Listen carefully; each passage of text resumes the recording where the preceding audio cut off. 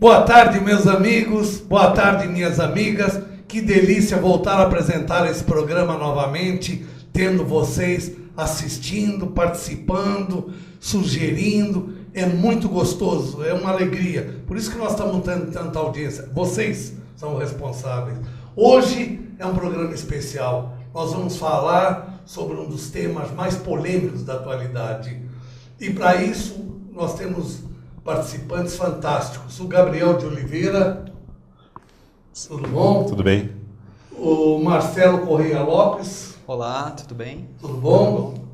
Rogério. Aqui. Rogério. E Leila, é isso? Monteiro, sexóloga.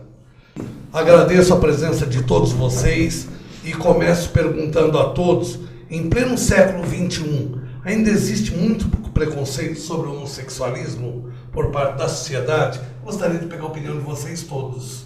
Quem quer começar? Começa? Pode ser. Bom, atuando em diferentes empresas, em diferentes organizações, tanto na área de treinamento como atendendo líderes em diferentes escalões, o que a gente percebe, primeiramente, uma dificuldade muito grande desses gestores em lidar com as questões de preconceito que acontecem dentro da própria empresa e dentro da equipe, né? A gente pode aferir, né, que a questão do preconceito que está instalada na sociedade, ela acaba inevitavelmente atravessando as mais diversas instituições e não diferente nas organizações. Então, se a gente pegar a relação de uma pessoa com uma empresa, desde o momento da contratação, a retenção, a permanência desse profissional e o desligamento desse profissional, a gente vai identificar em todas essas diferentes etapas, né, a presença de diferentes formas de preconceito.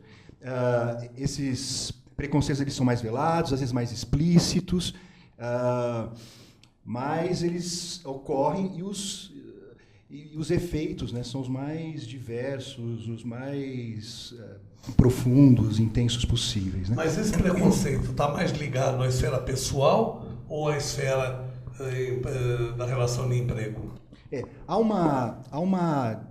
um discurso, uma racionalidade dentro das organizações, uma forma de pensar as organizações para tentar minimizar isso, né? E isso sempre é um discurso construído numa perspectiva mais profissional, mas inevitavelmente depois isso também acaba ruindo no dia a dia. O que você vai ver é uma série de preconceitos. Por exemplo, só para citar, né, recentemente surgiu aí uma pesquisa com mais de 10 mil empresas. E nessa pesquisa, o resultado mostra que os recrutadores, os selecionadores, né, que conseguem verbalizar, porque muitas vezes isso também não é falado, que conseguem verbalizar francamente, com transparência, isso, por mais que você tente garantir o sigilo de quem está se posicionando numa pesquisa como essa, assim por diante, 15 a 20% das empresas assumem que não contratam, por exemplo, homossexuais. Então, um dado, por exemplo, já evidencia, né, o quanto isso está impregnado, por exemplo, mesmo nas questões profissionais das organizações e nas questões pessoais também, né? Aliás, digamos, uma herança, né, da sociedade que, inevitavelmente, as empresas não conseguem barrar. Há uma tentativa das organizações de instituir políticas, né, associada, inclusive, à nossa legislação, que hoje, né, depois da década de 80, principalmente, garante esses direitos, mas, mesmo assim, o preconceito ele existe e é muito forte nas organizações. E você, qual a sua opinião? Bom, é sabido que o preconceito ele existe, ele acontece, mas o maior dificultor não é quando ele acontece de forma explícita, mas de maneira velada, né? Se percebe nas entrelinhas o preconceito, a resistência, o bloqueio da experiência. Dificilmente um selecionador, um gestor, ele vai dizer deliberadamente que ele não quer perto dele ou na sua equipe uma pessoa que seja homossexual. Né? Porque é muito fácil você maquiar o preconceito. É muito fácil você encontrar um ponto de dificuldade naquela pessoa e intensificar aquilo. Né? Olha, você até que se comunica bem, mas para fazer parte da minha equipe precisa ser uma comunicação diferente, mais efusiva. Eu percebi que você é um pouco mais sereno, um pouco mais introspectivo, tem um bom conteúdo, mas não é o perfil que a gente busca. Então fica difícil até apontar, mas sabe-se que existe o preconceito, ele entra na empresa, ele se permanece pelas pessoas que têm esse tipo de questão. A gente tem que separar muito a questão organizacional e pessoal. O preconceito, ele é pessoal, porque fica a noção de que a organização, a sociedade, dá a impressão que são entidades que pairam no ar, quando, na verdade, o que move essas entidades, né, a organização e a sociedade, são pessoas. Se o preconceito ele entra ou se mantém na empresa, é porque existem pessoas reproduzindo essa forma de pensar. Obrigado. Maria? Vamos lá. Em relação à questão da homossexualidade, né? Vamos até atualizar o termo, já há alguns anos a gente não coloca mais homossexualismo, mas homossexualidade não é considerado uma doença, nem uma disfunção como era até na década de 80, e bem colocado pelos colegas, as empresas que são compostas por pessoas que detêm o preconceito, mas eu fico extremamente feliz e grata pelo convite de abordarmos esse tema, porque eu acredito que nós só mudaremos essa sociedade a partir da educação, a partir de trazer esses exemplos claros e bem lúcidos, como foi colocado. Se você é esse jovem que passou por essa situação com essa justificativa, você pode naquele momento, inclusive gravar com o seu celular, porque é uma questão de timidez, de introspecção, de delicadeza, de excesso de polidez ou de educação, como é justificativa, já é crime no Brasil, né? Então, todos os hashtags que o pessoal tem usado, chega de homofobia, de transfobia, de lesbofobia ou de racismo, é a onda do momento. O país ainda, né, no Brasil, é um país que ele tem um ranço de uma ditadura, né, por mais que se fale, né, vamos trazer para essa discussão, ainda nós herdamos toda aquela questão onde não havia essas possibilidades desse debate. Um jornalista que traria um tema desse e estaria sofrendo, ele tinha que pedir a demissão, não era nem demitido, ele tinha que se retirar, porque a empresa já fazia de uma forma que ele não conseguia estar naquele ambiente, né? Então, imagina o histórico de sofrimento destas pessoas no ambiente de trabalho, geralmente excelentes professores, né? Excelentes na sua excelência do trabalho. Então, a homossexualidade é um tema importantíssimo para a gente tratar, porque eu falo, quando nós vamos falar da questão da sexualidade, da questão de gênero, vamos falar da questão de respeito ao outro que está na nossa frente, né? Porque aí a vida íntima de cada um compete a ele e não deveria de jeito nenhum, dentro do ambiente de trabalho, ele ser subtraído ou ser questionado em relação à sua opção sexual. Até hoje nem fala mais de opção sexual. Hoje em dia se fala que as pessoas são o que elas querem ser, e hoje em dia elas podem estar gays, estar homossexuais, amanhã elas podem ser assexuais, depois elas podem ser bissexuais e podem não ser nada, e ninguém tem nada a ver com isso, nem a empresa e nem a escola. Sua opinião, por gentileza? Eu vejo que hoje as empresas elas têm um preconceito muito mais implícito dentro de si. Então, muitas vezes não é um preconceito explícito, na seleção desses jovens que são contratados, mas sim no ambiente onde ele trabalha. Então, eles são contratados pelos termos técnicos, pelas suas competências, porém, no ambiente onde o machismo é maior e mais forte, tanto as mulheres se sentem inferiores, como também os homossexuais. Então, é um ambiente onde é imposto que você tem que ser um homem baseado na sociedade, o homem perfeito, o homem que é macho, que segue todos os padrões sociais e culturais que são impostos no Brasil. Porém, esses que não se enquadram nisso, por muitos, não é uma opção, é uma orientação sexual, né? Então, é algo que ninguém escolhe ser gay. É algo que se você nasce com isso, é um perfil psicológico seu que não é mutável, né? Não é mudável.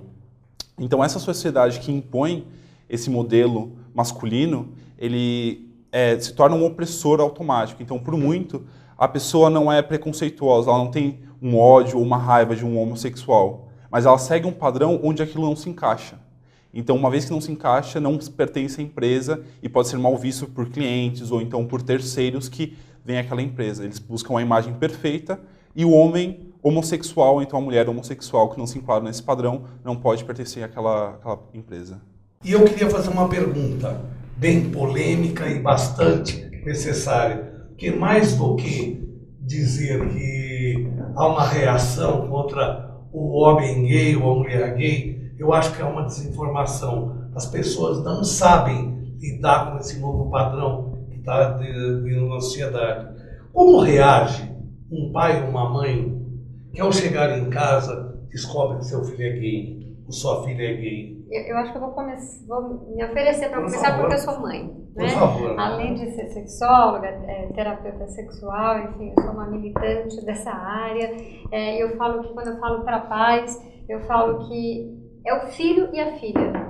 Antes de qualquer coisa, é seu filho, sua filha. Não tem essa. Ela pode ser professor, pode ser médico, e pode ter a orientação que ela quiser, né? Profissional, de vida, pessoal. Então, quando às vezes esses pais, eu recebo muito isso na rádio, às vezes é uma população simples que fala, não aceito. Peraí, você não aceita o quê? O seu filho. Então, olha para o seu filho. Traz esse seu filho para os olhos, né? Então, quando eu faço um apelo aí para você que está nos ouvindo, que é pai, mãe, vovó, tia, às vezes professor, né? Porque essa questão não é só do pai e da mãe. Às vezes, eu já ouvi pessoas no meu consultório que falaram, olha, a minha madrinha falou para mim que preferia que eu tivesse morto do que eu fosse gay. Como assim, né? Então, a pessoa não vê mais o outro como ser humano, como identidade, né? Então ele não mudou o grau de parentesco, preferia que você fosse um criminoso do que tivesse uma namorada ou um namorado. E então nessa hora a gente fala, para tudo,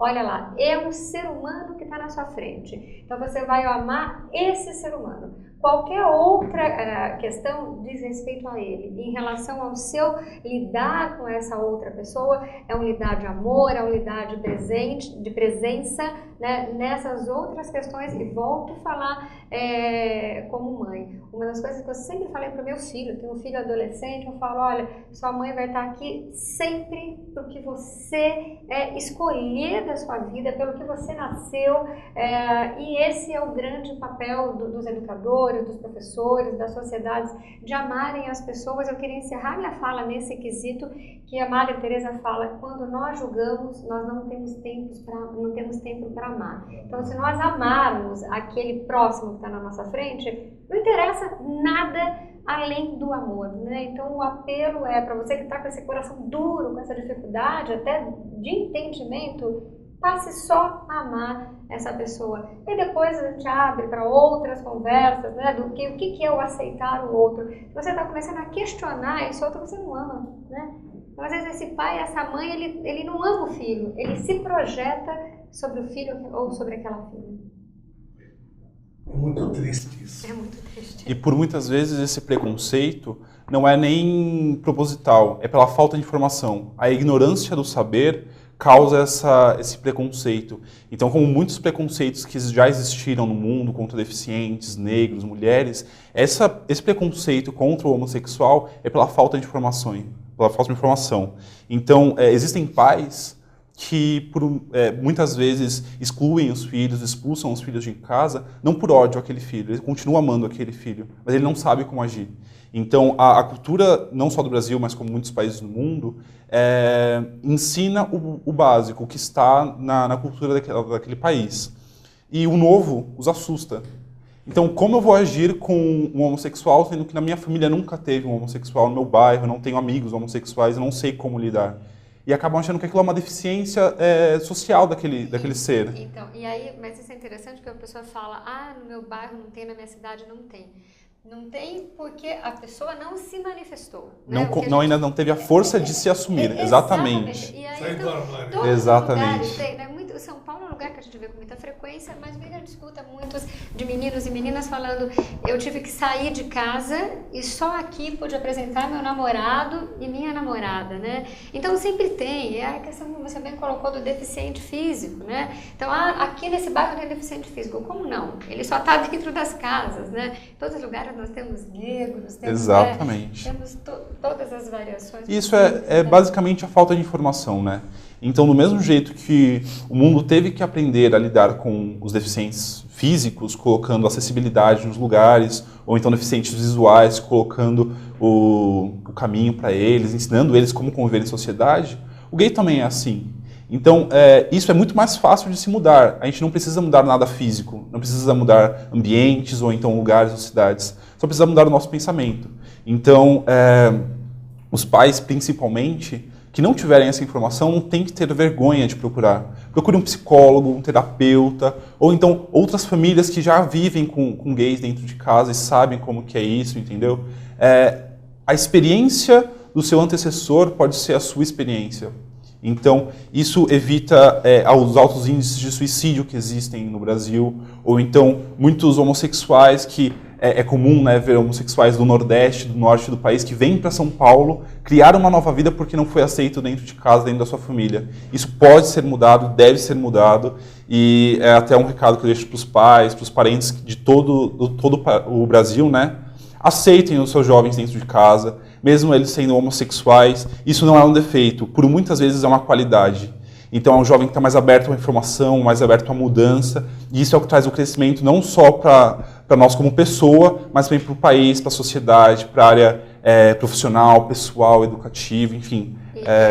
Gabriel, né? Isso. Pegando o gancho do Gabriel, gente, reforçando que ele trouxe falas muito importantes, assim, não é opção, a pessoa já nasce com essa orientação, então grava isso, não é opção, é orientação, vem com ela, né? A pessoa não é safada, não é doente, não é contagioso, não é nada disso, gente. Não é porque, por que esse filho foi o outro, não é? O que ele tem de errado? Não é nada religioso nada, também. Né? Eu tenho que espancar. Não, gente, nada que você fizer vai fazer com que essa pessoa mude, ela já nasceu assim. Então isso é importante, né? Quando eu bati na tecla do amor, que aí tem toda essa questão dos grupos, dos pais, das discussões, de procurar uma ajuda de um especialista, é que tem pai que acha que ele fez errado, Sim. né? Que fez errado, que acha que é genético, né? Que fez alguma coisa de errado. Ou é da criação. E acha que aquele filho está fazendo isso para envergonhar o pai, né? Então tem ainda muito dessa falta de informação, achando que o filho está fazendo para provocar. Sim. E não é, né? Não é nada disso. Exatamente. Muitas vezes essa ignorância da parte familiar da sua casa causa traumas nessas pessoas que ficam marcadas pro resto da vida. Então tem muitas pessoas que sofrem preconceito dentro de casa com seus pais, ou então violência, e ficam traumatizadas pro resto da vida, e não conseguem se assumir, não conseguem ser plenamente felizes, porque no início sofreu essa ignorância dentro de casa, né? Muito obrigado. Deixa eu saber a opinião dos meus amigos aqui também. Rogério. Okay. Acho que vale lembrar, né, que essa noção de uma homossexualidade mais controlada, vista pela sociedade de uma maneira mais negativa, né, ela vai surgindo a partir do século XVIII. Antes disso, a gente não tinha essa noção, a gente lidava muito melhor com todas essas questões, né? Então, por que isso é importante? A gente veio construindo aí, né, durante 2 séculos, por vários motivos, desde a Revolução Industrial, né, a questão, por exemplo, da procriação e coisas do tipo, uma ideia, um preconceito, valores, enfim, muito arraigados, né, em relação à homossexualidade. E aí quando, então, no século XX, principalmente, a gente começa a retomar uma postura, digamos, mais flexível, né, em relação a isso, retomando uma coisa mais saudável e reconstruindo leis e coisas do tipo, então a gente está num momento importante da retomada, né, e da história. Então quando um pai e uma mãe recebem uma notícia, o filho, inclusive, uma filha, tem que dar essa notícia para os seus pais, né, cria-se ali todo um contexto muito difícil para todas as partes. Então, se você está vivendo isso, eu já queria adiantar, né, que para muitas famílias é uma situação muito difícil, que não é uma situação só sua, é uma situação de uma sociedade secular, pelo menos 2, quase 3 séculos, você vai enfrentar uma coisa que está sendo construída. E aí acho que ajuda muito a gente pensar, né, as etapas que são vividas a partir do momento em que se anuncia, né, que se comunica o fato. Então, no primeiro momento, quando a gente recebe a notícia, a primeira sensação, a primeira posição, atitude, enfim, que a pessoa vive, é uma situação que a gente chama uma situação de choque. Então ela acaba de receber a notícia, ela fica um pouco perdida, ela não entende muito bem o que está acontecendo, ela não sabe muito bem. A gente costuma dizer, inclusive, que a pessoa é tomada por uma emoção tão profunda que diminui a capacidade dela de análise e julgamento. Nesse momento, por exemplo, a gente recomenda o quê? Não faça nada. Você precisa de um tempo para absorver, né? E aí poder começar a pensar a situação. Então, esse primeiro, pode durar 24 horas, pode durar um fim de semana, pode durar uma semana, às vezes até um pouco mais. Mas tem um primeiro momento que é uma situação de choque, né? Por quê? Porque tem uma expectativa alta, deposita-se, né, modelos, referências, e quando aquilo não vem a contento, tanto de ambas as partes, inclusive a gente que é um 5, aquilo gera uma frustração muito grande e gera então essa sensação. Bom, então a recomendação nesse primeiro estágio está em estado de choque, está vendo que perdeu a capacidade de julgamento, não faça nada, você vai fazer alguma coisa desmedida, há uma desmesura, ou seja, você vai tomar uma decisão impulsivamente, e às vezes essas decisões impulsivas, elas são irreversíveis ou deixam marcas profundas. No segundo momento, passado o estado de choque, as pessoas tendem a entrar num estado de negação. Então elas passam repetidamente a tentar negar a realidade. Então é aquele pai, aquela mãe que ficam tentando provar que aquilo não está acontecendo mesmo, né? E repetidamente, né, criam até, o pai, por exemplo, que a mãe continua arrumando namoradinha para a filha, negando aquela realidade. Nesse estágio, o que a gente recomenda, né, é ir se apropriando mesmo da realidade. Então, para quem traz a notícia, a divulgação, enfim, para quem recebe, que pode dar um apoio, é poder trabalhar, né, para ir realmente tomando consciência das posições ali, todos, né? Bom, e aí, então, essa é a estratégia para os pais. Então, a mãe que está ajudando um pai, por exemplo, a entender a situação do filho ou de uma filha, ela precisa tomar esse tipo de ação, ou seja, ir trazendo a realidade para esse marido, ou o inverso, né? Uma mãe que precisa... Para quê? Para que saia da negação e comece a tomar contato com a realidade. Né?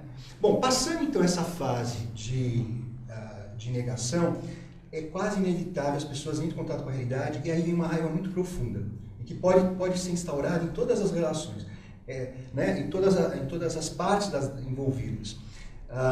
Essa parte da raiva, se não for bem vivida, se não for aceita, se não for elaborada, ela tende a permanecer, às vezes, por uma vida inteira. Eu já atendi essas que passaram uma vida, né, sem retomar uma relação, porque ficaram presas nessa etapa, que é a etapa da raiva. E que muitas vezes também a gente vê ações, decisões, enfim, bastante impulsivas nesse estágio. Então, nesse momento em que a pessoa já toma consciência do que está acontecendo, o outro tem a sua pessoa, né, digamos, o seu modo de vida, e que não é o que você queria, e vice-versa, e assim por diante, a raiva ela tem uma característica que muitas vezes, para se elaborar essa sensação, esse sentimento, você precisa atravessar por ela. Não adianta você negar que aquilo não está sendo vivido, não adianta você... É necessário você se apropriar, tomar consciência de que você está com raiva, e aí poder usar de meios adequados para poder, digamos, superar o sentimento da raiva. Nesse sentido, a gente vai ver 4 grandes estilos. Tem o pessoal que é passivo, que nega que está sentindo a raiva e coloca ela debaixo do tapete. Tem o pessoal que é passivo-agressivo, parece que é passivo, mas tem uma hora, de repente, acumula e tem um rompante, uma resposta inusitada. Tem um pessoal que é excessivamente agressivo, né, que grita, que põe para fora, que bate, sabe sei lá mais o quê. E tem o que seria mais esperado, né, para a gente poder superar de uma maneira mais adequada, seria uma posição assertiva, onde as pessoas vão podendo falar dos sentimentos, podendo trocar, né, às vezes a própria família tem recursos, condições, e às vezes é necessário de ajuda. Um elemento externo pode ser um psicoterapeuta, um psicólogo de família, ou coisas do tipo, e assim, até algum parente, algum amigo que às vezes pode ajudar. Tenho visto vários casos diferentes. Enfim, mas então tem a necessidade de depois, digamos, superar esse estágio da raiva, e o caminho então seria essa assertividade, que não é nem a passividade da negação do sentimento, e nem tampouco a uma agressividade desmedida. É falar e expor mesmo as frustrações, os sentimentos, para poder ir reconstruindo uma relação. E por fim, né, vai entrar numa fase de adaptação e teste, onde as pessoas começam a adaptar e testar uma nova forma de se criar uma expectativa em relação aos outros. E, por fim, o estágio final, onde se aceita mais plenamente a situação. E é claro que tudo isso, a modo que eu estou descrevendo, parece uma linha, parece tão linear, mas isso é cíclico e retorna. Né? Então, às vezes, você está numa fase já mais adiantada e acontece um fato e a pessoa volta para um estágio de negação. Acontece um fato e ela volta para um estágio de raiva. Então, a minha dica, se você estiver passando por isso, você se identifica com algum desses estágios, né? Primeiro, identificar em que estágio você está. E depois adotar a estratégia mais adequada para cada estágio desse. E saber que se você está vivendo isso, é esperado, é uma situação difícil mesmo, né? Para todas as partes. Muito obrigado. Agora eu queria que o meu amigo desse sua opinião.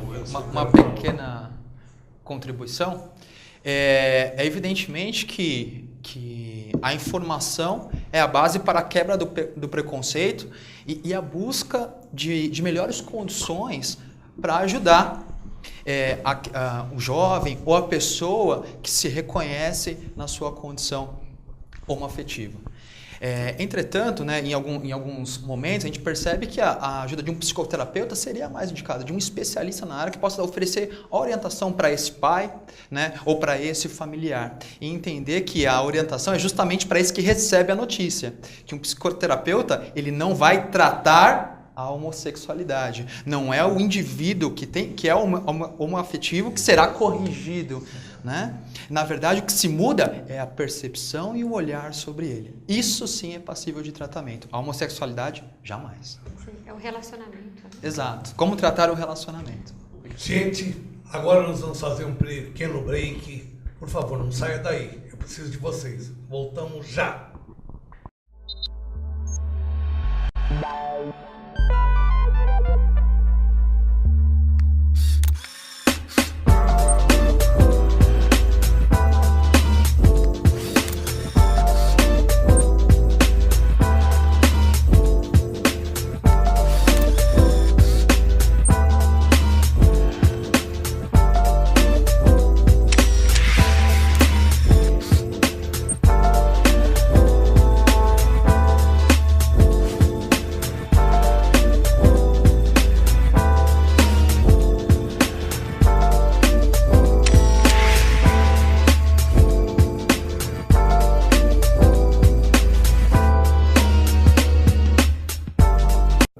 Olá, eu estou aqui para lhe apresentar Drogas, o Início do Fim, de autoria do Dr. Bernardo Campos Carvalho, advogado criminalista com mais de 35 anos de experiência na área.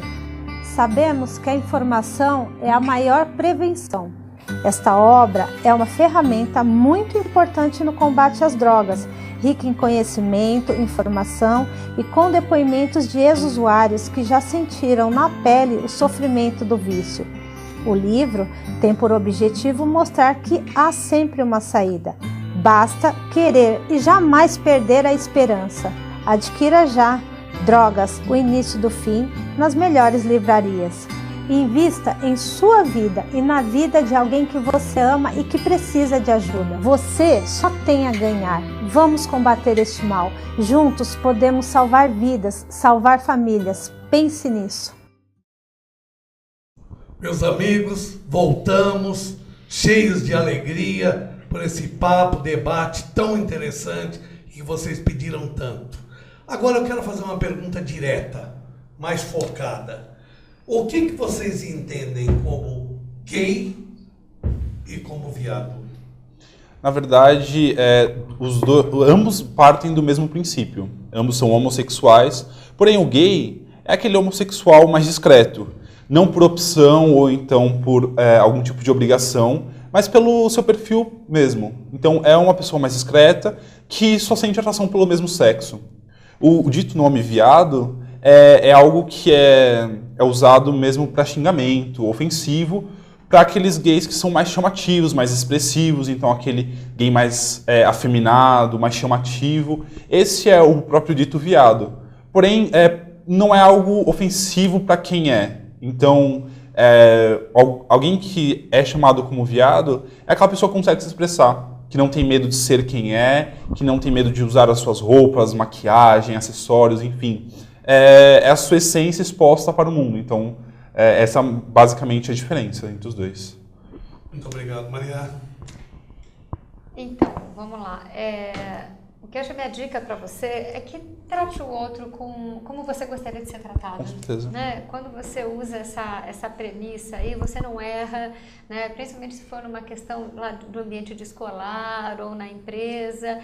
E eu acho que talvez para você que é uma pessoa bem resolvida, tanto faz isso, né? Então, assim, viva bem, trata o seu parceiro, o seu colega de trabalho da melhor forma e deixa o outro ser feliz, porque quando você deixa o outro ser feliz, você vai ter mais tempo também para ser feliz. Muito obrigado. Deixaria uma dica muito importante, né?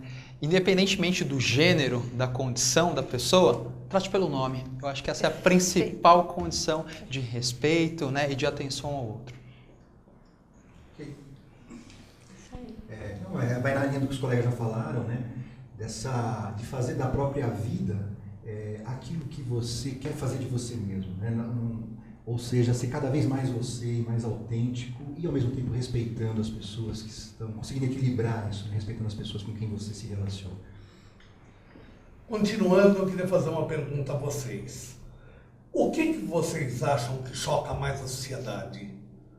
É o tratamento, entre aspas, do viado, que ele é agressivo, o modo de ser para a sociedade, que ainda não está acostumado com essa nova realidade? Ou você acha que é indiferente? Que o gay ele é mais respeitado do que o, entre aspas, viado? Pela forma de agressão, o que você fala sobre isso? Eu vejo que a sociedade, ela segue aquele velho ditado que os olhos não veem, o coração não sente. Então, indiferente se é gay, se é viado, se é lésbica, qualquer tipo de homossexual, desde que não venha a saber, a pessoa trata como indiferente. Então, existem muitas pessoas que têm amigos, que têm colegas de trabalho, que convivem normalmente, criam até um laço de amizade, e quando descobrem que essa pessoa é homossexual, eles mudam totalmente. Não pelo jeito que a pessoa se veste, ou pelo jeito que a pessoa fala, age, mas sim só pelo fato de ser. Então, eu acho que não o tratamento do gay ou do viado, ambos são ruins, não têm que ser tratados e sim respeitados. Todos somos seres humanos, mas temos que aprender a diferenciar. Então, dentro de um ambiente de trabalho, um ambiente social, não importa a sexualidade, a religião, a linha política que aquela pessoa segue. É um cidadão como você, tem que ser respeitado como você e tem os mesmos direitos que você. Maria? Perfeito. Tem uma discussão ampla aí nesse sentido e parece ficar aquelas duas, né? Partido esse, partido aquele, né? Então, assim, e às vezes as pessoas começam a falar, não, agora na novela das 9, quem tem direito são só os gays. Não, e é uma coisa tão pequena isso, né? Né, onde que o gay é mais respeitado do que o hétero. E, na verdade, eu gosto muito de falar isso para o adolescente. O adolescente, quando tem a primeira relação sexual, ele fica preocupado achando que todo mundo vai saber no dia seguinte.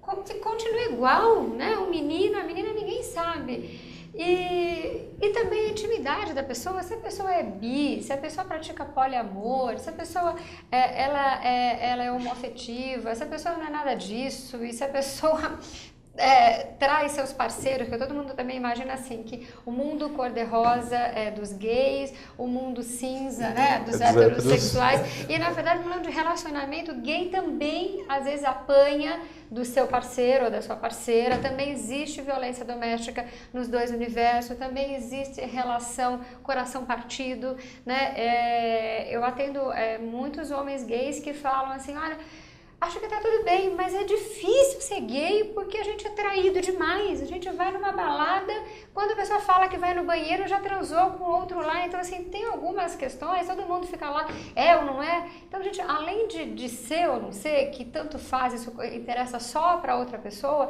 tem temas aí dentro da sexualidade plena e ampla, né? que a gente precisa ver do relacionamento desse ser humano, que todo ser humano, independente da sua orientação, ele quer ser amado, quer ser respeitado, quer ser valorizado no ambiente de trabalho, né? Quer chegar em casa e na sua casa ter a paz, né? Seja lá com o seu parceiro, com a sua parceira, com a sua mãe. Eu atendi recente um paciente que ele falou, eu saí de casa porque eu não aguentava mais. Eu uso o termo paciente porque eu trabalhei muitos anos em hospital, mas seria o cliente, o homem, a mulher, o coach, né? Essa pessoa que vem para que você venha conversar, falar com a família ou intermediar. Tive uma vez um casal que se separou, um casal hétero, e a mulher descobriu que ela não gostava mais dele, mas que tinha uma namorada, e aí o marido me falou, quero que a senhora resolva que ela tem que voltar a gostar de homem, não pode gostar de outra mulher. A gente não faz isso, né? A gente não é capaz de fazer isso. Na verdade, num consultório, o que a gente traz é para que a pessoa se ouça e o outro também escute o que o outro tem para falar, né? E essa é a grande questão, né, da sexualidade, dessas diferenças, o respeito, o amor, né? E mais do que, né? Não é mérito nenhum a gente nascer de um jeito ou de outro ou mudar essa orientação no meio do caminho, mas talvez o nosso grande diferencial da existência é a gente praticar esse amor, esse respeito, essa solidariedade e falar, vamos juntos, né? Certo? Sua opinião? Bom, eu acho que o que choca, né, as pessoas, a sociedade, é a diferença. Tudo aquilo que é diferente de mim tende a causar um incômodo, né? Nós somos o conjunto das nossas opiniões. Qualquer um que vai de encontro à minha opinião é como se fosse de encontro, negasse também a minha existência. Eu faço um paralelo entre tolerância e respeito. Tolerar é eu me entender como diferente e saber que o outro é diferente de mim. Só que ele lá e eu aqui. Eu até respeito a diferença dele, só que eu não vou lá e participo. Respeitar é ir lá e participar do diferente. Você não precisa abrir mão dos seus valores para entender os valores alheios, né? Inclusão de verdade é convidar para a festa e tirar para dançar. Essa é a grande sacada para diminuir esse choque, essa resistência e essas angústias que permeiam, né, que são geradas pelo preconceito. Obrigado, meu amigo. Você, meu amigo. Ok. Eu acho que o Marcelo colocou muito bem, né, a questão de uma sociedade que exige mesmo uma normatização constante das pessoas, né, e essa possibilidade, né, de se produzir diferentes, de respeitar a singularidade, acho que é aí que a gente ganha, né, e aí que a gente vai conseguir flexibilizar um pouco todos esses preconceitos, né. Muito obrigado. Agora eu queria fazer uma outra pergunta para vocês. Qual o conselho que vocês dão aos pais para lidar melhor com essa situação? Para os pais serem mais permeáveis e aceitar um pouco mais? A pergunta parece repetitiva, mas não é. Tem que ser colocada a resposta em outro grau. Que ajude os pais.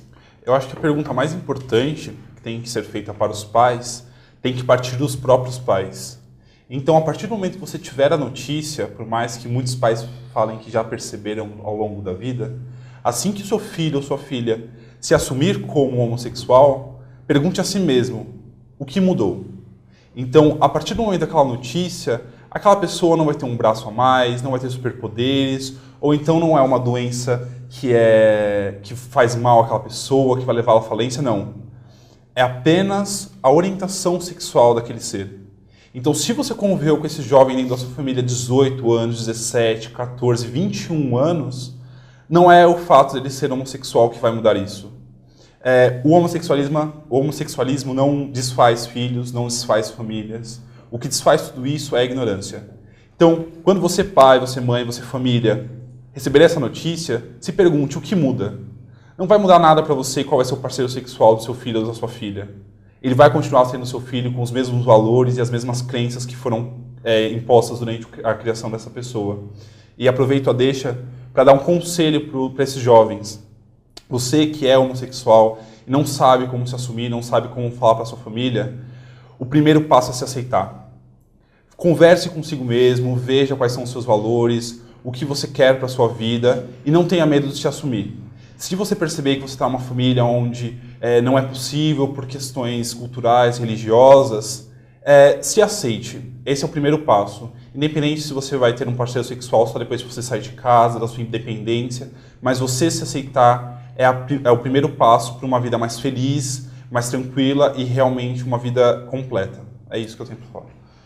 Eu vou pedir, né, sua permissão para a gente introduzir aqui a disforia de gênero, né? Porque ainda se fala-se bastante da homossexualidade, principalmente dos gays, né? Os homossexuais homens estão à frente, né? Já vem com essa bandeira já há muito mais tempo. Depois começaram a vir as gays mulheres, a questão da transexualidade. Mas e essa criança que lá, vamos falar com 4, 5, 6 anos, que tem um corpo e ela se vê com uma mente em outro corpo, né? Então, assim, é um menino que gosta de pôr roupa de menina, né? E a menina que não quer cabelo comprido, ela quer o cabelo curtinho e ela quer usar o tênis. E muitas vezes esses pais forçam o contrário. Então, meu apelo também, agora como terapeuta de família, é que você escute esse filho sempre. Porque quando o menino ele é gay ou a menina é gay, é muito mais fácil. Mas e aí, quando tem a disforia? Né? O sofrimento dessa criança que vem lá de trás. E o apelo também para você que é muito religioso. A gente vê que o sofrimento desse universo todo, né, da sexualidade é maior quando tem uma questão religiosa, onde, né, de uma tradução muito antiga, porque eu acredito que Deus não tem nada a ver com isso, Deus é amor, não tem, de uma tradução antiga, falam dos sodomitas, e é aquela coisa que tem, infelizmente, até alguns colegas contra a ideologia de gênero. Isso é uma violência, isso é um absurdo que os conselhos não deveriam permitir. Né? E religião nenhuma é boa, não estamos discutindo essa ou aquela, mas religião nenhuma é boa se ela não coloca paz e amor dentro dos lares. Então, se você está ouvindo mais lá o seu líder religioso do que o seu filho, a sua filha, repense nesse amor, porque com certeza dentro de si você vai ter essa fala. Eu estou falando isso... Bernardo, eu ia falar Gabriel, eu do lado. Bernardo, porque muitas vezes eu já vi pai e mãe chorando na minha frente, dizendo que eles amam o filho desse jeito, mas que o líder religioso não permitiria. Deus não aceita. Então, é essa questão, né, que é tão importante. Escuta o seu coração, que muitas vezes as suas respostas já estão aí. Passar a palavra para você. Tá. Aos pais, ao receberem essa notícia por parte dos seus filhos, eu peço que troque justamente o juízo pela compreensão, busque entendimento, informações sobre a condição do filho e da pessoa que está nessa condição. E mais, não pense como uma ajuda a ser oferecida, pense como um apoio que precisa ser prestado. O pai não cabe julgar porque a sociedade já vai fazer isso muito bem. O jovem ele precisa da compreensão e do apoio dos seus pais. Muito obrigado. Eu já tinha me alongado um pouco nessa questão, né? Mas acho que reforçaria a importância, primeiro, da pessoa reconhecer os próprios sentimentos, que esses pais possam reconhecer o que eles estão sentindo, aceitar esses sentimentos, mas conseguir separar, né? E procurar aceitar também as escolhas, as condições, enfim, dos seus filhos, né? Seria um pouco nessa linha. Legal.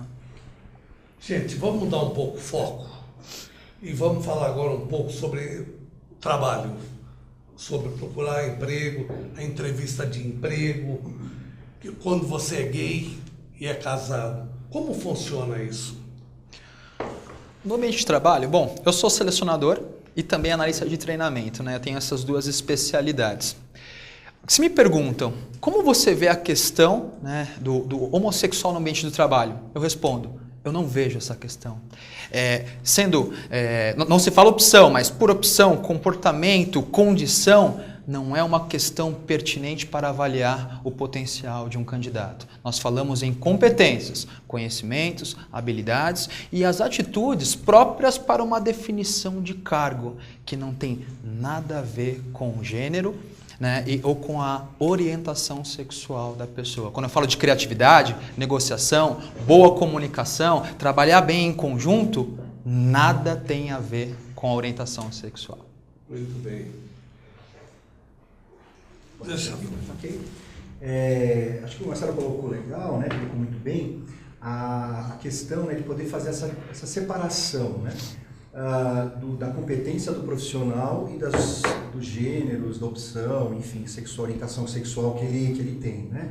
E uma coisa interessante nisso, que acho que aí é clássico, inclusive, para a gente entender a ideia de preconceito, que é um conceito antecipado, é como se as organizações, muitas vezes, antecipassem que aquele profissional, pela sua escolha, vai interferir na imagem da organização, vai interferir nos resultados da empresa de alguma maneira. Então, essa distinção é super importante, né? De deixar claro isso, né? Olha, a capacidade de entrega, a produtividade profissional é uma coisa e as opções, isso tem que ser deixado bem separado, né? Essa questão da vida pessoal.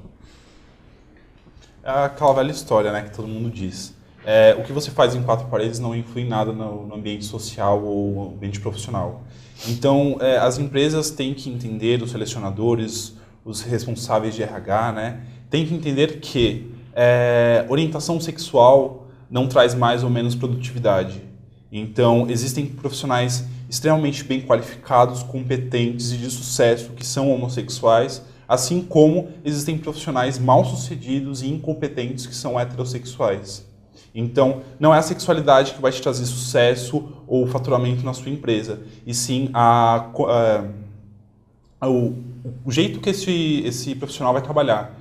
Então, não busque por orientação sexual, mas sim por resultados. Foi o que ele falou.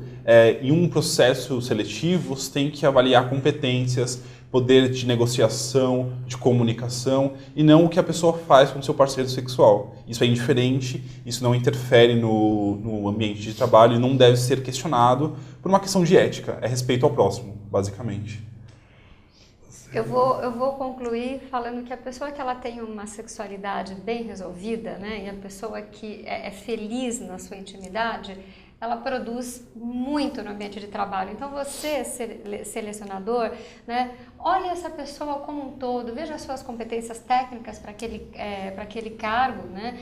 E aí essa pessoa bem resolvida, porque eu fiz bastante palestra no passado dizendo assim, como sair da crise? Melhorando seus relacionamentos interpessoais, resolvendo a sua vida íntima. Se você resolve sua vida, você chega para o seu trabalho com a cabeça fresca, não fica lá. Agora, se você está muito preocupado com aquilo, talvez você produza menos. E é o que acontece, essa orientação, esse jeito que a pessoa às vezes a pessoa ela é tão resolvida lá, que no ambiente de trabalho ela produz muito mais. Então, isso é muito pequeno, né? Para um orientador, ainda é um resquício de todo esse preconceito que a gente carrega. E, infelizmente, tem muitos casais que não falam, né, não falam que tem uma mulher, não fala que tem uma companheira, e um companheiro não fala que tem um outro igual. Então, e aquele sofrimento para a pessoa que vai refletir na empresa. Então, essa empresa mais rígida, então essa pessoa vai lá, já ouvi até algumas pessoas falar, não, eu tenho que cortar o cabelo para trabalhar nessa empresa, tenho que esconder minha tatuagem,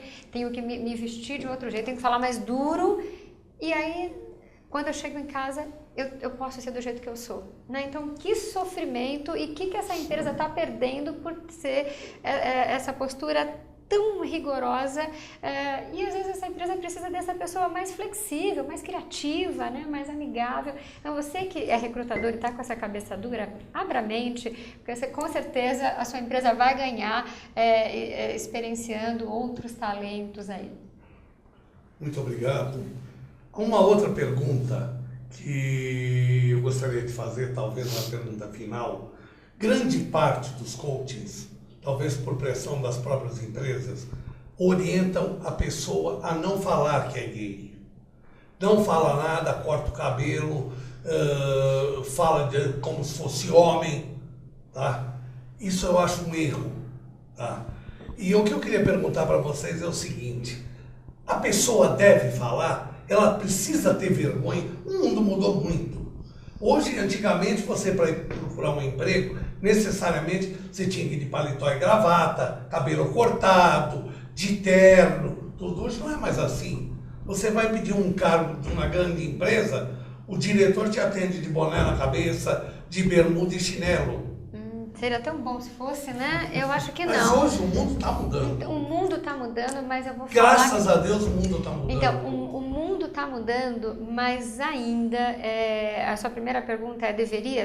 Não, claro que não, as pessoas têm que ser o mais autêntica, o que elas são porque nesse processo não vai conseguir sustentar. Mas ainda o mundo, os grandes diretores são homens, né? Ainda quem manda, então vamos colocar, a pirâmide ainda é masculina, a pirâmide ainda é heterossexual, a pirâmide ainda é branca, né? Por mais que falamos, olha que bacana, temos que ser assim, mas na prática, a pessoa vai arrumar um primeiro emprego, né? Vai lá um trainee, um estagiário, se ela for de bermuda, esquece. Se ela for de camiseta regata, se ela for com a tatuagem à mostra, se for de boné, não vai ser contratado. Então, infelizmente, por mais que a pessoa tenha que ser autêntica, tem alguns padrões sociais, culturais da região, do local onde se coabita. De repente, dá para fazer isso numa região de mais calor, litoral, mas nos grandes centros, né, você que tá jovem, porque o jovem acha que pode tudo, né? Vou fazer a tatuagem no rosto inteiro e vai ser juiz. Não vai entrar no exército, né?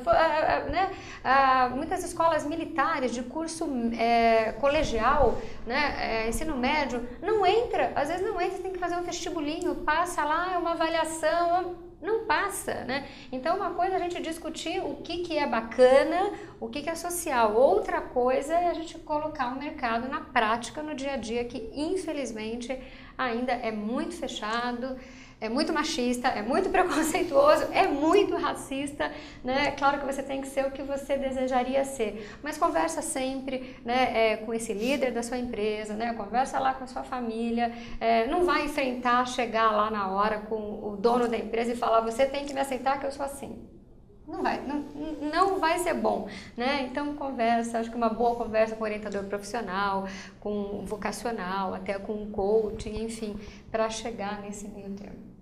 Eu acho também que é necessário comedir o que é necessário. Então, muitas pessoas são questionadas sobre eu devo falar ou não devo falar.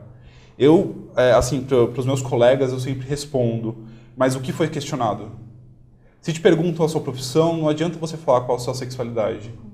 Se te perguntam qual é a sua idade, não adianta te falar... O fato importante exatamente, é não responder. Exatamente. Se você for questionado durante a entrevista sobre a sua vida pessoal, sobre a sua sexualidade, o importante é não ter vergonha de responder. Responda com tranquilidade e normalidade, porque essa é a sua vida. E eu creio que muitas das empresas não contratam pela sua sexualidade.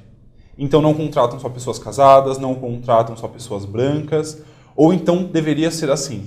Se não é, infelizmente é uma falha que existe na sociedade. Eu sou feliz por trabalhar numa empresa onde eu fui entrevistado com o piercing que eu tenho, com a minha sexualidade. Eu expus toda a minha vida pessoal na minha entrevista porque eu achei que era necessário que a minha gestora me conhecesse e nenhum desses critérios foram necessários para me contratar. Eu fui contratado porque eu sou capaz de fazer o que foi proposto pela função. Mas é aquela velha questão, é necessário?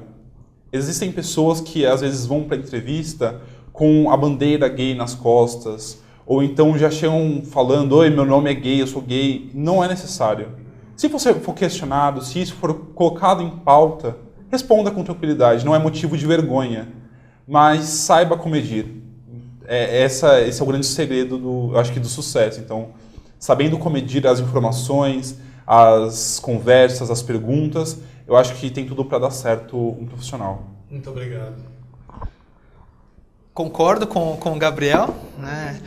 Não acho que é um critério para ser avaliado e também não acho que precisa ser, não é uma condição para se envergonhar. Se entrar em pauta o assunto, pode falar com naturalidade. Não precisa ter o comum receio de, poxa, mas se eu falar... E se tiver o preconceito do outro lado? Mas se tiver o preconceito do outro lado, aquele é um espaço que eu quero trabalhar, que eu quero estar, que eu quero conviver. Então é bom que eu saiba para não entrar num ambiente que não me quer. Mas, como foi muito bem colocado, existe a hora, o momento, né? A condição de ser homossexual não é a totalidade da pessoa. Ele não precisa vir com essa bandeira e dizer, oi, meu nome é gay. Né? Eu achei muito engraçado, né? Mas é uma pauta que ele também não precisa esconder. Exatamente. E foi mesmo o que você falou. Se isso for um critério para entrar naquela empresa, será que aquela pessoa realmente quer estar naquela empresa? Será que aquela é a profissão que aquela pessoa quer? Porque também não adianta você se esconder, se fantasiar todos os dias para ir trabalhar e ser infeliz. Então, foi o que a colega falou. Em uma empresa onde a pessoa consegue ser quem ela é muito mais produtiva. Se a pessoa precisa todos os dias de manhã levantar e colocar uma fantasia para ir trabalhar, aquela pessoa não será produtiva e aquela empresa não será de sucesso, infelizmente.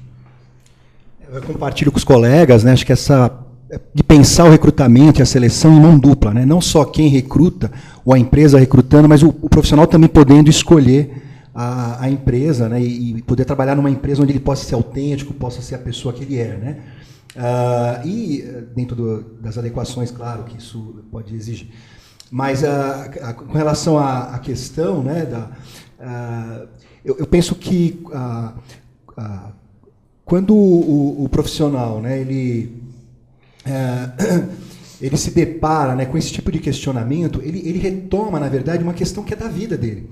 Que ele já vem trabalhando na escola, que ele vem pensando para a família. Então é o que atravessa quase que a história.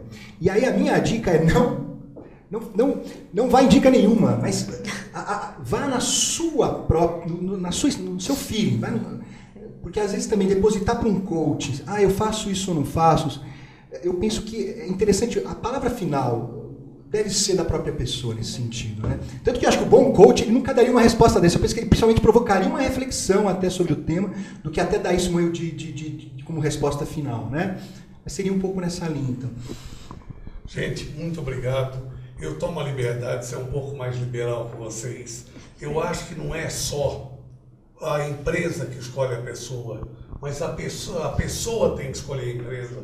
Não adianta você ter um perfil, você querer numa empresa que é extremamente retrógrada e você procurar emprego, lá você não vai se dar bem. Quando eu falei da liberdade, hoje você pega N empresas, principalmente área de informática, bancária, tudo, que hoje o diretor de recursos humanos ele trabalha de bermuda, ele trabalha de banco?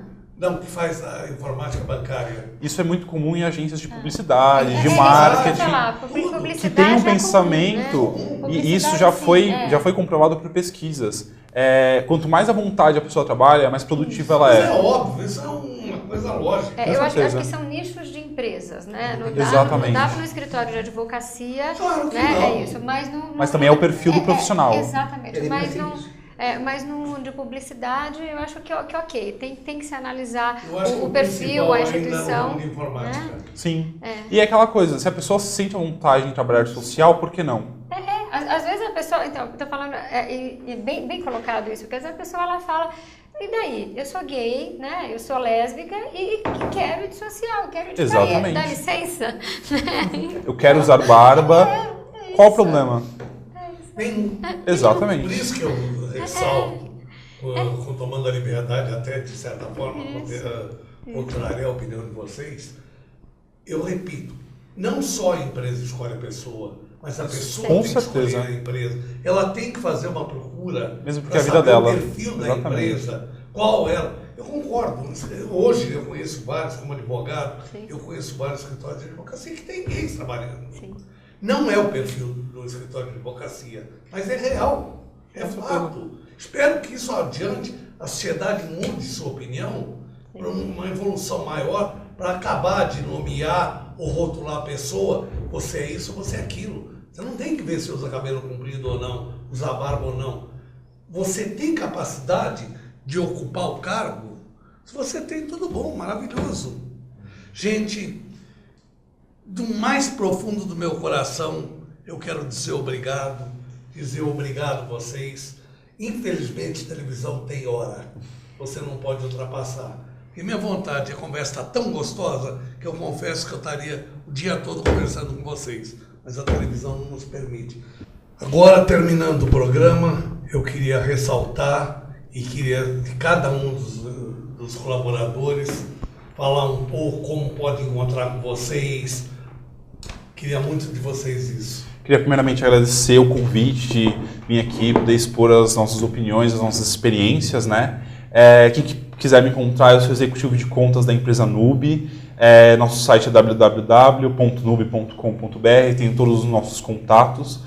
Precisando é só ligar para a gente. E muito obrigado pelo espaço, pela oportunidade. Muito obrigado a você.